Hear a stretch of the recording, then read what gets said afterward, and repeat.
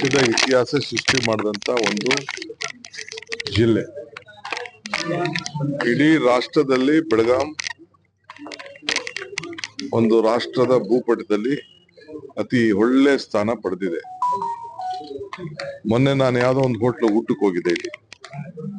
ಆ ಹೋಟ್ಲು ಮಾಲೀಕರು ಹೇಳ್ತಿದ್ರು, ನಾವು ಯಾರಿಗಾರು ಹೇಳ್ಬೇಕಾಯ್ತು ಬೆಳಗಾಂ ಎಲ್ಲಿದೆ, ಬಾರ್ಡರ್ ಇದೆ, ಗೋವಾ ಪಕ್ಕದಲ್ಲಿದೆ, ಹುಬ್ಳಿ ಪಕ್ಕದಲ್ಲಿದೆ ಅಂತ ನಾವೆಲ್ಲ ಹೇಳ್ಬೇಕಾಯ್ತು.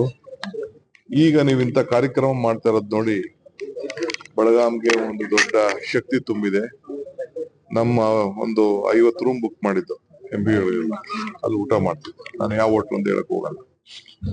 ಆ ರೀತಿ ಎಲ್ಲರೂ ಕೂಡ ಸ್ವಾಭಿಮಾನ ಹೆಚ್ಚಿಗೆ ಬಂದಿತ್ತು.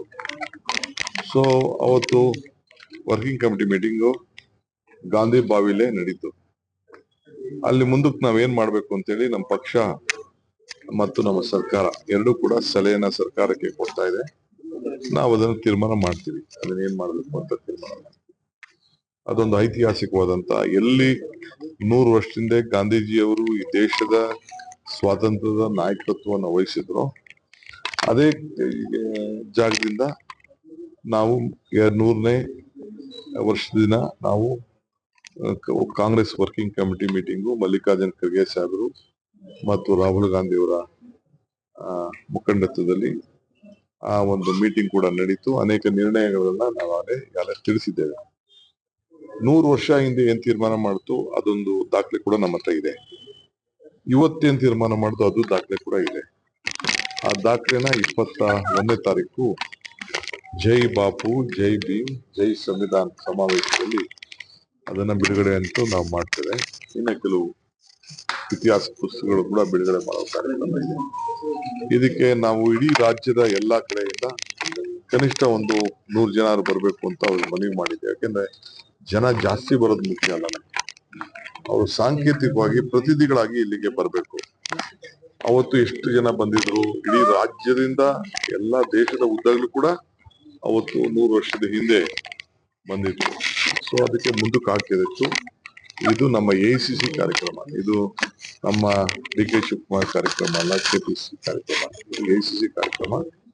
ನೆಕ್ಸ್ಟ್ ಸರ್ಕಾರದ ಕಾರ್ಯಕ್ರಮ ಸುವರ್ಣಸೌಧದಲ್ಲಿ ಗಾಂಧಿಯ ಪ್ರತಿಮೆಯನ್ನ, ಹೊಸ ಪ್ರತಿಮೆಯನ್ನ ಮಲ್ಲಿಕಾರ್ಜುನ್ ಖರ್ಗೆ ಸಾಹೇಬರು ಉದ್ಘಾಟನೆ ಮಾಡ್ತಾರೆ.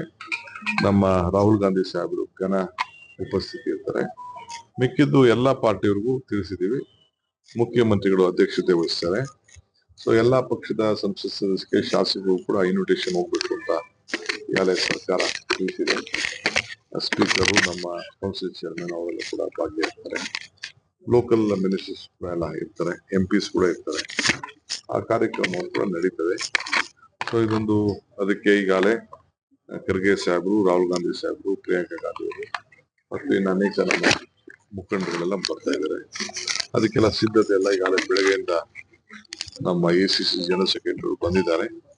ಅವರು ಕೂಡ ಈಗಾಗಲೇ ರಿವ್ಯೂ ಮಾಡಿದ್ದಾರೆ. ನಾಳೆ ನಾವು ಧಾರವಾಡ ಹೋಗ್ತಾ ಇದೀವಿ, ಅಲ್ಲೂ ಕೂಡ ಮೀಟಿಂಗ್ ಮಾಡ್ತಾ ಇದೀವಿ. ಸಿದ್ಧತೆನ ಏರ್ಪಾಡು ಮಾಡಿ ಇಷ್ಟು ಹೊತ್ತಿಗೆ ಹೇಳಿದೀವಲ್ಲ, ಇನ್ ಮಿಕ್ಕಿದ ಇನ್ನ 3 ದಿನ ಇಲ್ಲೇ ಇರ್ತೀನಲ್ಲ.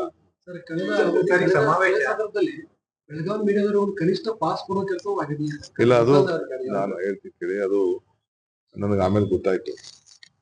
ಅದು ಮೀಡಿಯಾ ಡಿಪಾರ್ಟ್ಮೆಂಟ್ಗೆ ಅಂತ ಸಪರೇಟ್ ವಹಿಸಿದ್ದು, ಅದು ಹೆಚ್ಚು ಕಮ್ಮಿ ಆಗಿದೆ. ಅಲ್ಲಿ ಒಳಗಡೆ ಇಲ್ಲ, ನೆಕ್ಸ್ಟ್ ಡೇ ಮಾಡಿ ಕೊಡ್ಬೇಕಾಯ್ತು. ಈಗ ಖಂಡಿತ ನೀವಿಲ್ಲದೆ ನಮ್ದೇನಿಲ್ಲ, ಖಂಡಿತ ಅದನ್ನ ಸರಿ ಮಾಡ್ತೀನಿ. ನಿಮ್ದೊಂದು ಪಟ್ಟಿನ ತರ್ಸ್ಕೊಳ್ತೀನಿ.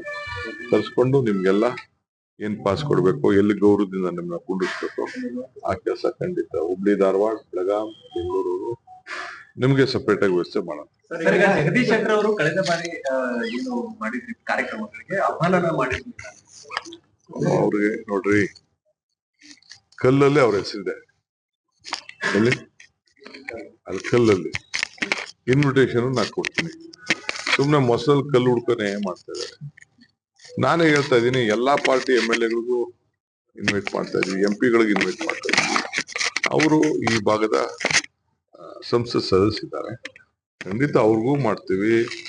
ನಮ್ಮ ಹೆಣ್ಮಗಳು MP ಅವರು ಪ್ರಿಯಾಂಕಾ, ಆ ಹೆಣ್ಮಗಳಿಗೂ ಇನ್ವೈಟ್ ಮಾಡ್ತೀವಿ.